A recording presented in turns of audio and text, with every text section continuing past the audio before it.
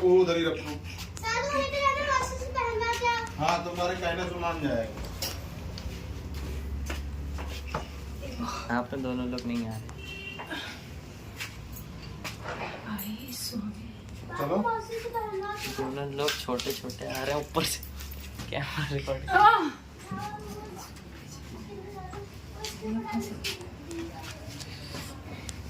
बताओ, पानी पानी टंकी भर गई तब वो याद है ना।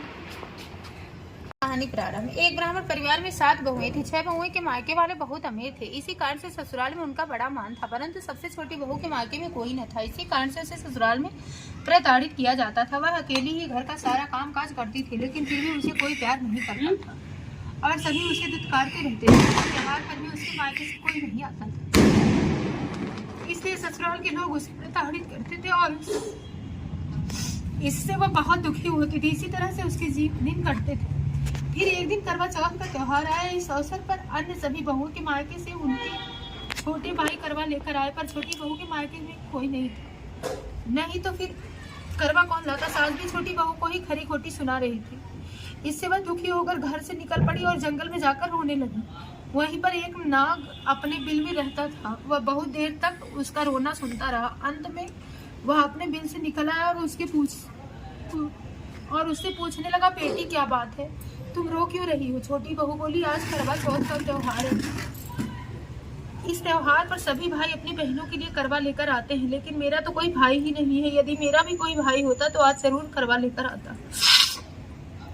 नाग को उस पर दया आई। नाग ने कहा, बेटी तुम अपने घर जाओ, मैं अभी करवा लेकर आता हूँ। इतना सुनकर छोटी बहू अपने घर आ गई। थोड़ी देर बाद वह नाग भी मनुष्य का रूप धारण करके उसके घर आ पहुंचा। उसने सास से कहा, हे माताजी, मैं इस छोटी बहू का दूर का भाई हूँ। मैं बहुत बरसों के बाद वापस आया हूँ, इसलिए अब अपनी बहन से मिलने आया हूँ। इतना कहकर उसने छोटी बहू को करवा दिया और उसके सास ससुर तथा अन्य लोगों को विभिन्न प्रकार के उपहार दिए। इतना अधिक सम्मान देखकर सभी लोग चकित रह गए। सास भी अत्यंत प्रसन्न हो गई। तब नाग ने सास से कहा, हे माताजी, मैं अपनी बहन को कुछ दिनों के लिए अपने घर ले जाना चाहता हूँ। तब सास ने प्रसन्न मन से छोटी बहू से कहा, उसको भेज दिया उसके भाई के साथ। वास्तव में वह नाग सभी नागों का राजा था। वह छोटी बहू को अपने महल में ले आया और उसे सारा महल दिखाकर बोला, हे बहन, तुम जितने दिन चाहो उतने दिन आराम से रहो, मन चाहा खाओ, मन चाहा पहनो, पर एक बात सामने रखी, नाद का ढक्कन। छोटी बहू उस महल में आराम से रहने लगी, लेकिन नाद के बारे में उसकी उत्सुकता बढ़ती।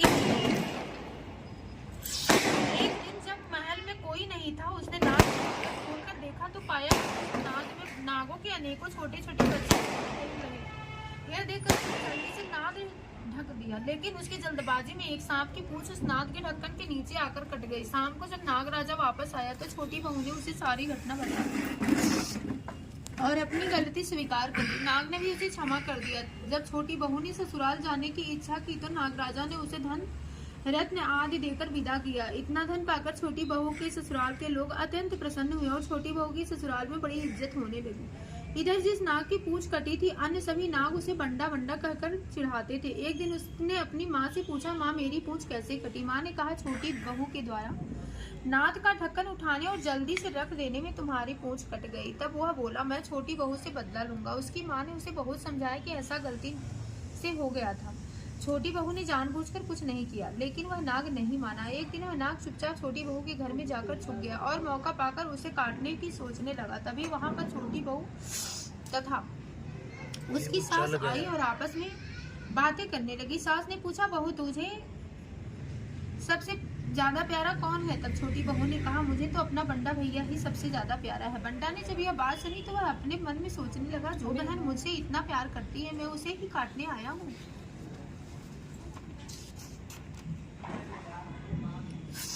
कितनी बड़ी गलती करने जा रहा था। अच्छा हुआ भगवान ने मुझे यह पाप करने से बचा लिया। इतना सोचकर वह अपने घर को वापस चला आया। जब वह वापस अपने घर पहुंचा तो उससे उसकी माँ ने पूछा, तुम छोटी बहू से अपना बदला ले आए? बंडा कहने लगी, माँ, वह तो मुझे बहुत प्रेम से स्मरण करती है और मुझे भैया कहकर पुकारती है। इस प्रकार से तो मेरी बहन हुई। अपनी बहन से कोई बदला थोड़ी ही लेता है। लिया जाता है। इस प्रकार से वो बंडा नाग और छोटी बहू भाई बहन बन गए।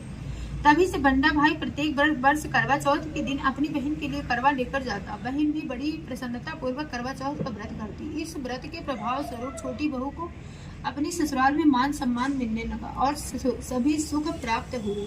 हे करवा चौथ माता, आपने जिस प्रकार से छोटी बहू को उत्तम फल प्रदान किए, उसी प्रकार से हमें भी उत्तम फल प्रदान करना।